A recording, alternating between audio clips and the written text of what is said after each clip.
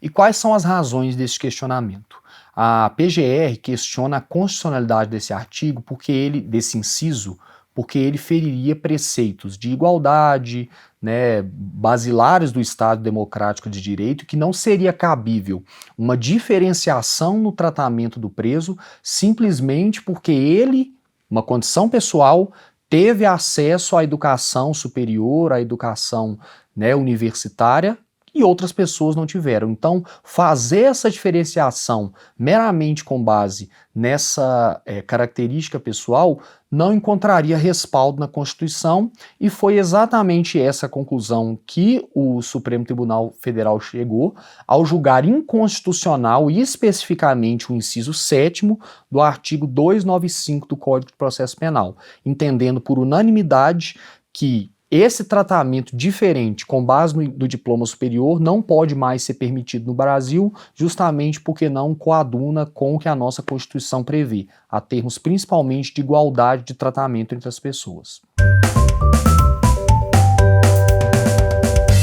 No ano de 2023, o Supremo Tribunal Federal ele julgou uma arguição de descumprimento de preceito fundamental, né, uma ADPF, que ela foi ajuizada pela Procuradoria-Geral da República, questionando a constitucionalidade do artigo 295, inciso 7º do Código de Processo Penal, que prevê a hipótese de prisão especial para pessoas que tenham diploma de ensino superior. A principal diferença, ela está na natureza mesmo das instalações. A prisão comum, as unidades prisionais que comumente a gente vê no dia a dia, elas já são entendidas pelo Supremo Tribunal Federal como um estado de coisas inconstitucional. Por quê?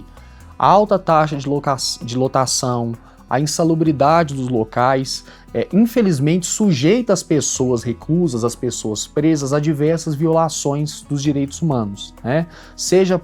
por condições inadequadas, sanitárias, de saúde, seja por falta de mais unidades, sujeitar a convivência numa mesma cela entre criminosos de alta e baixa periculosidade, isso tudo contribui para esse grande problema que a gente tem no sistema prisional brasileiro. Com relação às celas especiais para as pessoas que tenham prerrogativas especiais para essas celas, o que acontece é que, ao invés de ficarem reclusas nesse ambiente comum, ao cumprir essa prisão provisória, essa prisão processual, elas são recolhidas a unidades ou centros específicos, como, por exemplo, a gente costuma chamar salas de Estado Maior, seja uma carceragem ali nas próprias dependências do órgão que ela se vincula, por exemplo, policial militar, um delegado, um advogado, um juiz, um membro de uma Assembleia Legislativa, um ministro de Estado, ou seja, algo separado dentro da própria estrutura administrativa, física do órgão que ela se vincula. Caso para aquela pessoa não haja nenhuma instalação adequada para que ela possa ser recolhida separadamente, ela vai ser levada ao presídio, né, comum, só que ela necessariamente terá que ficar numa cela separada dos outros presos que não são dotados dessa prerrogativa. O STF ele não julgou inconstitucional como um todo a existência de prisão especial para algumas pessoas. O que o STF fez foi declarar especificamente inconstitucional a previsão de prisão especial para pessoas que tinham diploma de ensino superior. Então, até então, essas pessoas ficavam recolhidas ou num estabelecimento específico, talvez até associado a um órgão de classe a que ela pertença, né? Por exemplo, militares ou governadores de estado, membros dos legislativos, né? Eles poderiam ficar recolhidos em salas de Estado Maior, que é a nomenclatura, né, comumente utilizada, nas próprias dependências do órgão a que ela se filiou, que ela compunha, ou não havendo para aquela pessoa específica alguma instalação nesse sentido, ela era recolhida a presídios, a unidades prisionais comuns, mas ficava em cela ou compartimento separado dos presos que não eram dotados ou não são dotados dessa prerrogativa. Após esse julgamento do STF, então, declarando inconstitucional a prisão especial para as pessoas que meramente têm um diploma de ensino superior, as pessoas que eventualmente estejam nessa condição, elas terão que ser reavaliadas, caso a caso. Por exemplo, suponhamos que alguém estava preso por ter um diploma de ensino superior, mas também porque foi ou é um policial militar. Obviamente, pela condição de policial militar que ele exerceu antes de ser preso, é muito perigoso para essa pessoa que ela seja colocada numa carceragem comum, justamente pela incompatibilidade daquela convivência com a função que ela exercia. E a própria Constituição prevê no artigo 5º, inciso 48, que a individualidade dos presos ela também deve ser observada quando da colocação dele na unidade prisional. Então o que a gente tem que deixar claro é o seguinte: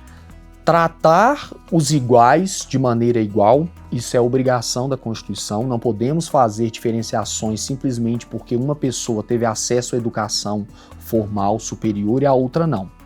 Uma coisa. Outra coisa é também o mandamento constitucional que a gente tem da isonomia, que é tratar os desiguais de maneira desigual. Obviamente, a gente estaria colocando em risco a pessoa presa que exerceu alguma função de segurança pública, alguma função de ministro de Estado, por exemplo, recolher ela a uma carceragem comum que pode sujeitá-la a riscos à sua integridade física, à sua vida, integridade psicológica. Então essa observação ela também tem que ser feita pelo Estado. Se a colocação desse preso, ainda que não mais por causa do ensino superior que ele possa ter, colocá-lo em risco por causa de uma eventual função que ele exercia, ele ainda vai fazer jus à prerrogativa da cela especial, só não mais em razão do diploma de ensino superior. A gente tem, infelizmente, um problema na justiça criminal brasileira que ela demonstra certa seletividade. Certas camadas da sociedade são mais atingidas pelo direito penal do que outras camadas da sociedade. A gente vive num país em que pouco mais de 10% das pessoas têm acesso ao ensino superior, têm acesso a uma condição de se formar, de se graduar no ensino superior. Fazer uma diferenciação no momento de recolher essas pessoas a uma instituição de Estado, que é a unidade prisional, simplesmente porque ela teve acesso, ela teve condição de fazer um curso superior, isso é sim compatível com o preceito,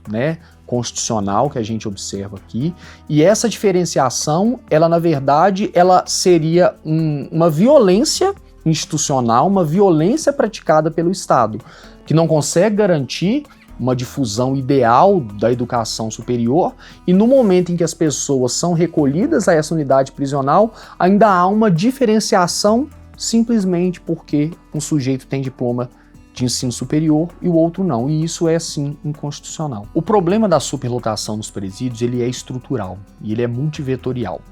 A gente tem, por exemplo, um baixo número de unidades prisionais, o número de presídios que a gente tem ele é insuficiente para o número de detentos que a gente apresenta hoje. A gente tem também no Brasil um alto número de prisões provisórias, ou seja, pessoas que ainda não foram condenadas definitivamente, mas por algum motivo, alguma condição, têm que responder ao processo presas. Só que a gente também tem outros fatores. Estudiosos do tema afirmam que, por exemplo, a partir da promulgação da atual lei de drogas, a Lei 11.343 de 2006, a falta de um critério bem definido para diferenciar quem é usuário de quem de fato é traficante acaba por levar às prisões pessoas que na verdade são usuárias de substâncias entorpecentes, mas são interpretadas ou tidas ou condenadas como traficantes. Isso tudo contribui muito para essa alta população carcerária que a gente tem. Então eu não vejo essa correlação automática entre o fim da prisão especial para pessoas com diploma de ensino superior, até porque é uma situação muito específica, é uma situação muito difícil de se ver na prática, e mesmo que ela acabe, mesmo acabando após esse entendimento do STF no julgamento dessa ADPF, isso não vai ter impacto na releitura ou nos números que a gente apresenta hoje no sistema prisional brasileiro. Uma dúvida que as pessoas ficaram após esse julgamento do STF é o seguinte: então acabou no Brasil qualquer modalidade de prisão especial. Não. O que o STF fez, na verdade, foi declarar inconstitucional um dos incisos do artigo 295 do Código de Processo Penal, que é o inciso 7º, que previa essa cela especial para pessoas com ensino superior. As outras hipóteses do artigo do Código de Processo Penal, elas continuam vigentes, elas continuam constitucionais, que prevêem a prisão especial para autoridades de Estado, para componentes dos quadros de segurança pública, para ministros de Estado, membros do Legislativo, porque justamente atendendo ao mandamento constitucional de observar-se o perfil e as condições de cada preso, para que o Estado, ao recolher essa pessoa ao cárcere, não coloque essa pessoa em risco, é que há alguma necessidade de diferenciação. Por exemplo, algumas legislações específicas de carreira, impedem, por exemplo, que juízes, promotores, advogados, delegados, policiais sejam recolhidos às celas comuns, justamente pela incompatibilidade das funções que aquela pessoa exercia. Por exemplo, um policial encarregado de investigar organizações criminosas que por algum motivo é preso. Seria um risco à vida ou à integridade desse policial não colocá-lo em celas separadas. Então, essas celas especiais para essas pessoas específicas, em razão do cargo, da função que exerciam, ela se justifica justamente para se resguardar essas pessoas, e isso atende à previsão constitucional de isonomia, que é tratar as pessoas da maneira específica com base nas características pessoais que ela apresenta, né? Tratando os desiguais de maneira desigual para que a integridade física, corporal, psicológica seja respeitada no momento em que ele estiver sob a custódia do Estado, e aí tudo isso, essa incolumidade dele é de responsabilidade do Estado e tem que ser garantido.